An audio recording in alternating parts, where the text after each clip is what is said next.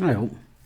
I've just been thinking, like if I showed you a photo of somebody who was obviously vaguely got some East Asian heritage and said, where do you think he's from?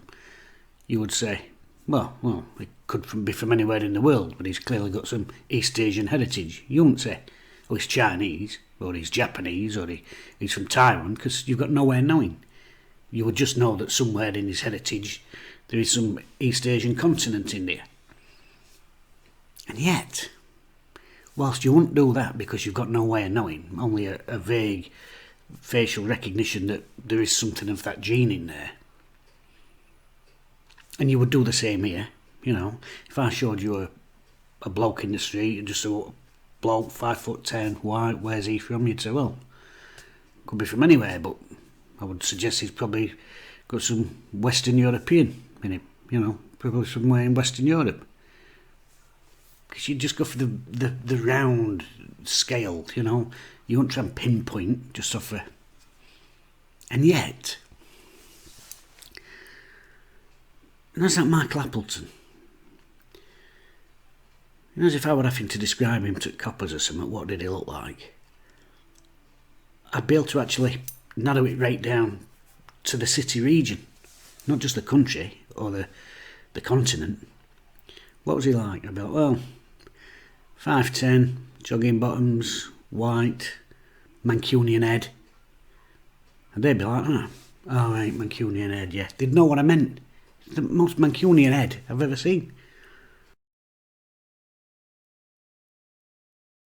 See that? I mean, if you got a picture dictionary, Mancunian, you could have put a picture of his head underneath it, and everyone would be like, oh yeah, that's right. Weird, isn't it? Anyway, I suppose we better get on with it. Sheffield Wednesday against Lincoln City match review.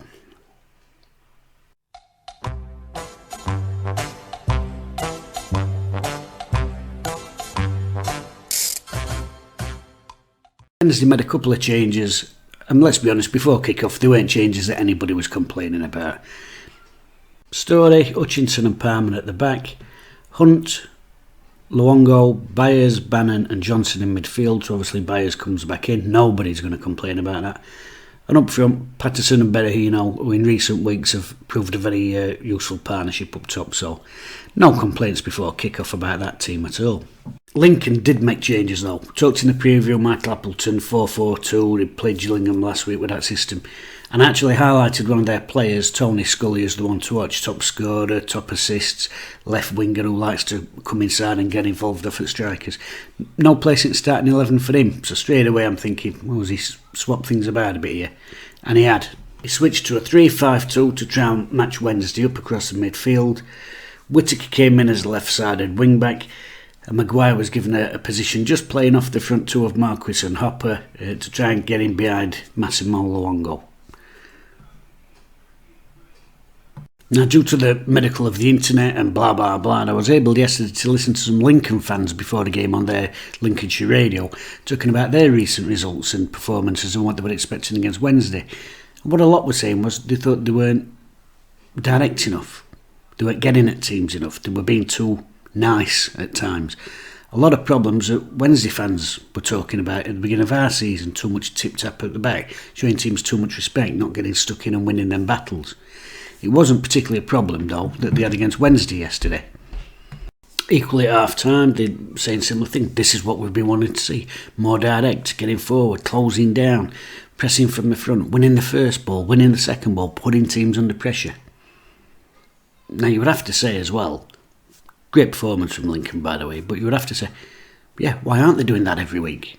Why are this Lincoln team flirting with relegation if they can perform like they performed against Wednesday yesterday? And if they can perform like they performed against Sunderland the other week? And there's your answer. They're not playing Sheffield Wednesday or Sunderland every week. They're not playing these huge clubs in this division and treating that game as a massive game. It's far easier to be up for it against a Wednesday side that's top of the form table or a Sunderland side that bring 4,000 fans or whatever than it is when you're playing Crewe or Doncaster Rovers. That's just a natural fact. And Lincoln went about this game as if it was a televised FA Cup game. That's how they went about their business. They put us under pressure from the first minute. They came flying out of the traps. They won a very early corner, and of course they scored a very early goal, which settles the nerves. I mean, I've been thinking about this Appleton. He's changed the system. He's gone to a 3-5-2. We're going to close down from the front. This sort of. And when you're telling players, right, we're going to change things for this game. We're going to line up like this. This is how we're going to play. Players don't always want it. They don't always want to accept it, or they might not believe in it. Oh, he's changing things up, and if you scored an early goal, I think that's, even if they're not really buying into it, if you score that early goal, I think they're looking around and going, oh, maybe he's onto something here. Maybe it is going to work. And then that lifts that confidence level, and they're carrying on doing it. It boosts the morale, and yeah, we can. We can play like this. We can do this. The first goal's an incredibly sloppy goal from Wednesday's point of view, but it comes from that link and pressure. It comes from them being on the front foot, being aggressive, and yeah, they were leaving a foot in. Make no mistake about that. It started after about 2 or 3 minutes. Maguire's squaring up with Hutchinson down right-hand side. It's a set piece. We've had a lot of problems defending set pieces this season. Now, a few weeks ago, the problem defending set pieces was headers. We just weren't winning the aerial duels in the box. We have improved on that. But it's a sloppy set piece, and it's a disappointing set piece because it's one they actually used against Gillingham last week, because I watched it back. Used it against Gillingham last week, so it should be picked up. We should have known it were coming. Now, they didn't score on that occasion against Gillingham, but they've pulled it off today, and it's a very simple routine. 2 men on the far side of the D from the corner, 1 on the near side. There's the crossover run as the ball's come in, and it's just a very simple and very old school blocking routine.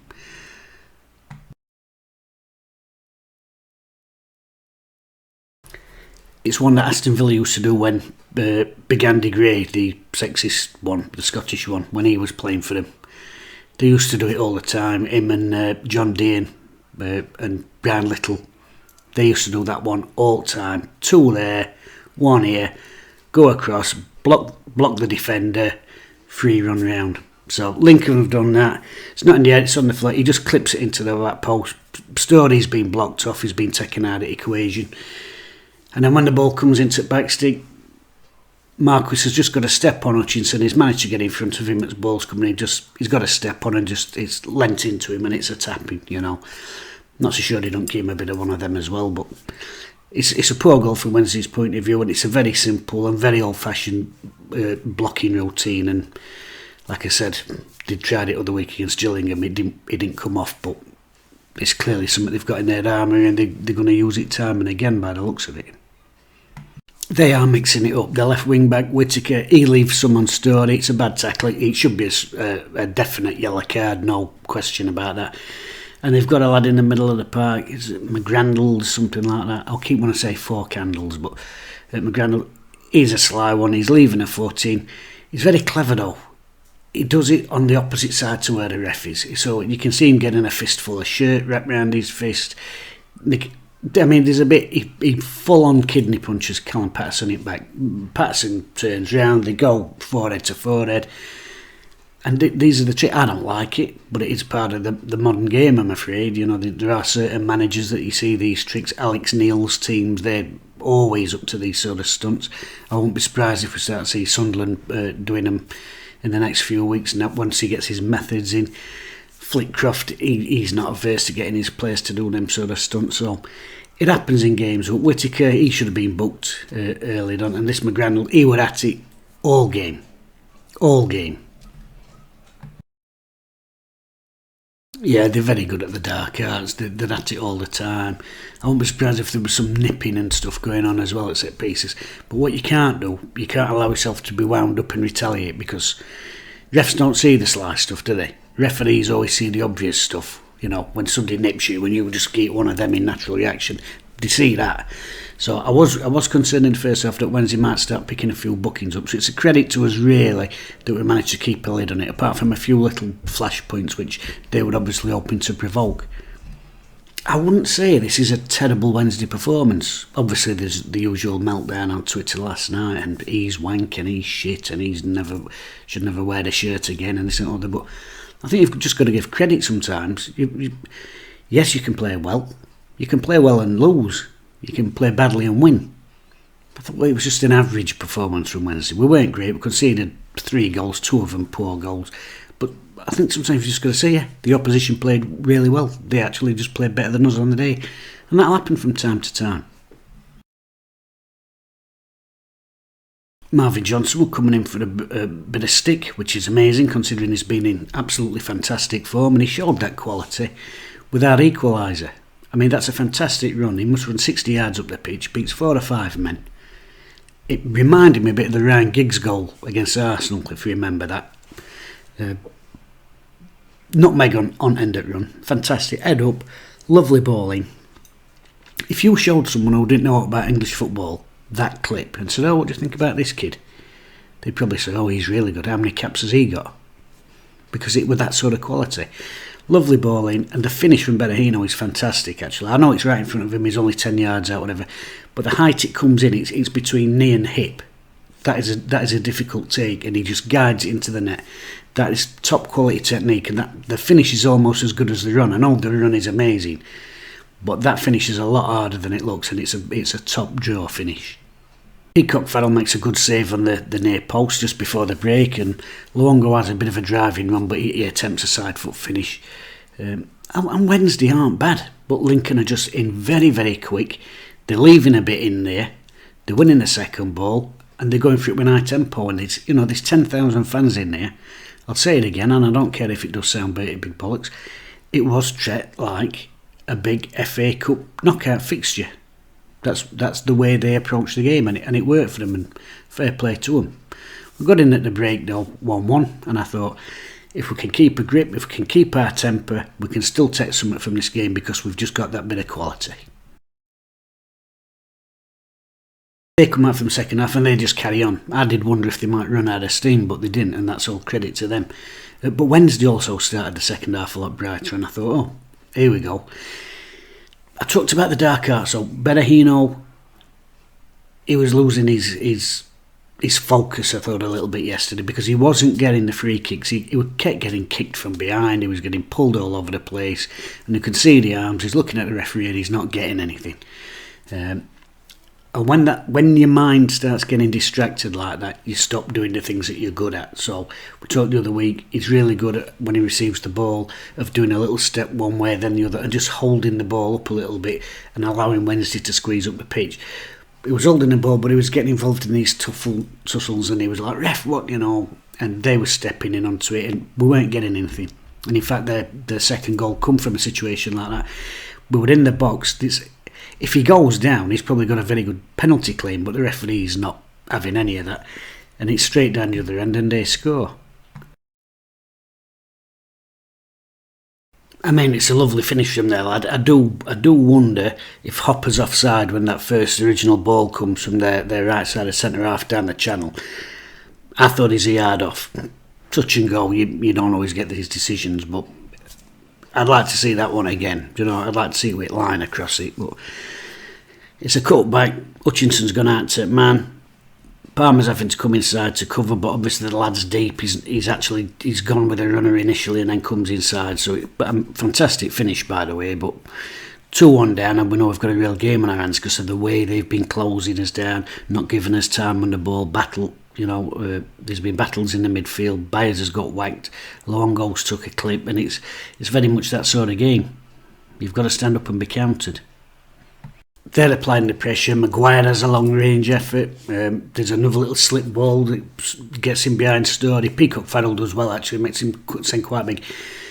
It's a bit of a deflected chip, and Hutchinson actually does fantastic to hit it off at bar, but they're piling the pressure on and really going for the jugular. And it's not long before they get the third.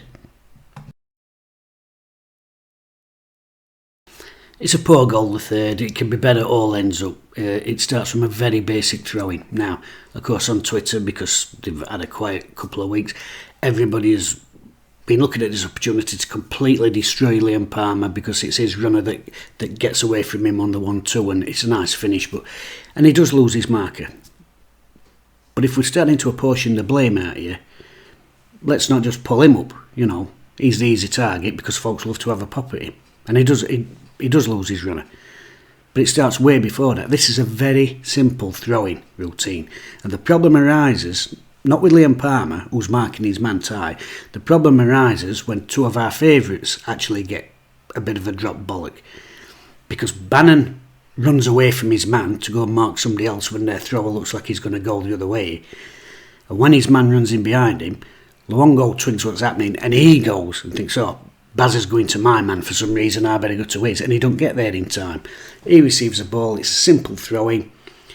Palmer's watched it go over his head, obviously thinking that lad's marked.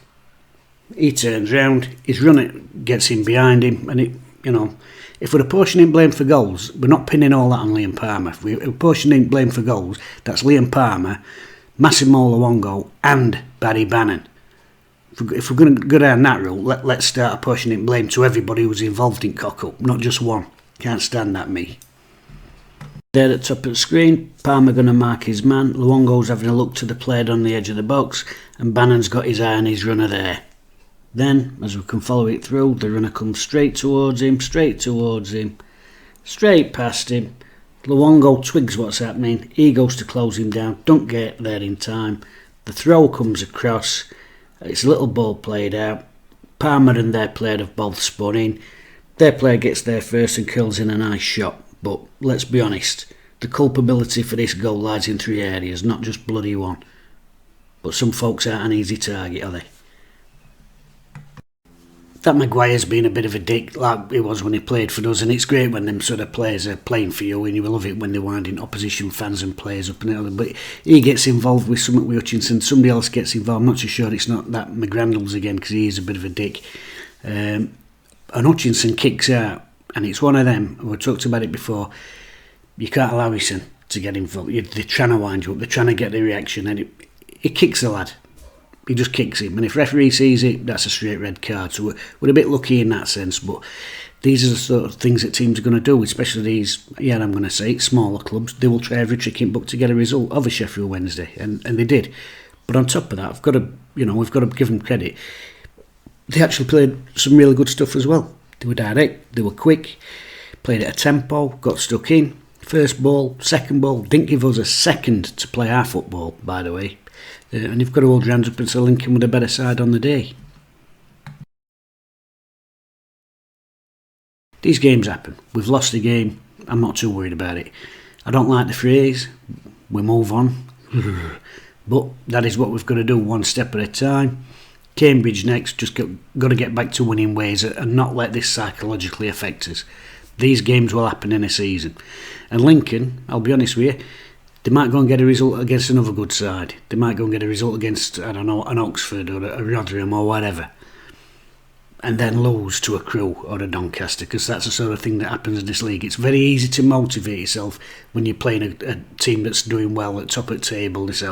Not so easy to motivate yourself when you're playing somebody down at bottom end. So, fair play to Lincoln. Fully deserve the 3 points. Absolutely 100% the better team on the day. It happens. Well, Wednesday shit.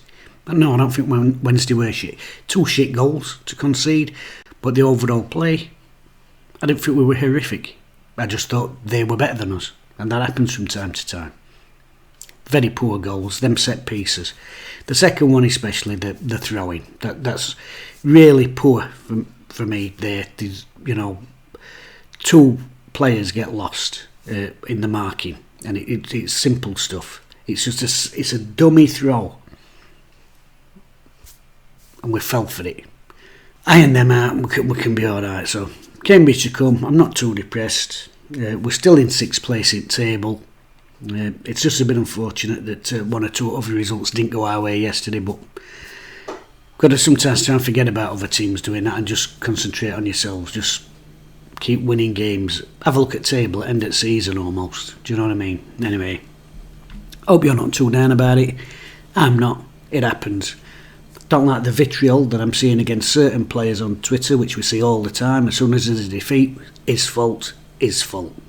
Never favourites' faults. There we go. That's modern football, isn't it? But not something I'll have. Anyway, enjoy the rest of your weekend, and I'll see you for Cambridge game.